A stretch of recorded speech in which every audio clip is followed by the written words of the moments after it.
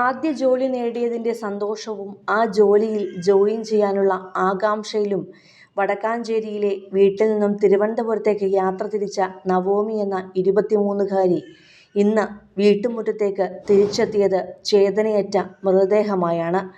അപ്രതീക്ഷിതമായുണ്ടായ വാഹനാപകടത്തിൽ പൊലിഞ്ഞുപോയ അവൾക്ക് നെഞ്ചുലയ്ക്കുന്ന വിടവാങ്ങലാണ് പ്രിയപ്പെട്ടവർ നൽകുന്നത്.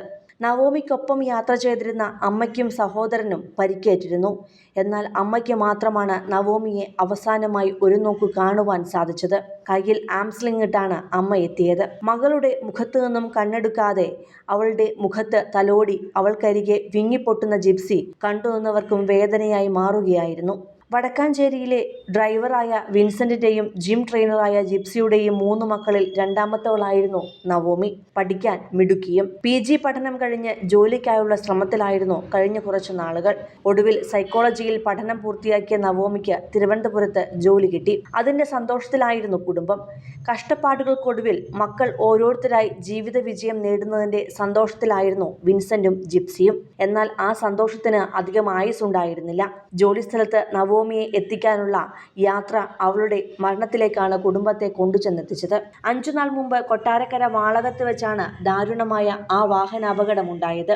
തൃശൂരിൽ നിന്നും തിരുവനന്തപുരത്തേക്ക് പോവുകയായിരുന്ന കാറും പാഴ്സൽ ലോറിയും കൂട്ടിയിടിച്ചുണ്ടായ അപകടത്തിൽ നവോമി വിൻസെന്റിന് ഗുരുതരമായി പരിക്കേൽക്കുകയായിരുന്നു. തുടർന്ന് കൊട്ടാരക്കര വിജയ ഹോസ്പിറ്റലിലും അവിടെ നിന്ന് തിരുവനന്തപുരം കിംസ് ആശുപത്രിയിലേക്കും മാറ്റിയ നവോമിക്ക് കഴിഞ്ഞ ദിവസം രാവിലെയാണ് മസ്തിഷ്ക മരണം സ്ഥിരീകരിച്ചത്. 4 ദിവസം ആശുപത്രിയിൽ മരണത്തോട് മല്ലിട്ടുകിടന്ന നവോമിയുടെ തിരിച്ചുവരവിന് കുടുംബവും കൂട്ടുകാരുമെല്ലാം ഒന്നടങ്കം പ്രാർത്ഥനയിലായിരുന്നു.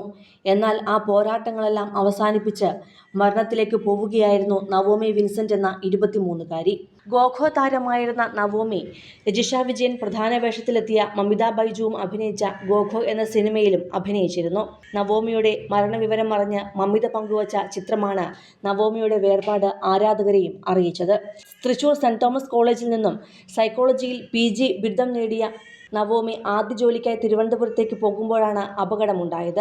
വടക്കാഞ്ചേരി പുല്ലാനിക്കാട് വാണിയം കിഴക്കേൽ വിൻസെന്റിന്റെ മകളാണ് നവോമി. ഈ മാസം 25-ന് കൊട്ടാരക്കര വാളകത്ത് വെച്ച് ഇവർ സഞ്ചരിച്ച കാറും പാഴ്സൽ ലോറിയുമായി കൂട്ടിയിടിച്ച് അപകടം സംഭവിക്കുകയായിരുന്നു. അപകടത്തിൽ അമ്മയ്ക്കും സഹോദരനും പരിക്കേറ്റിരുന്നു. ഇരുവരും തൃശൂർ അശ്വിനി ആശുപത്രിയിലാണ് ചികിത്സയിൽ കഴിഞ്ഞത്.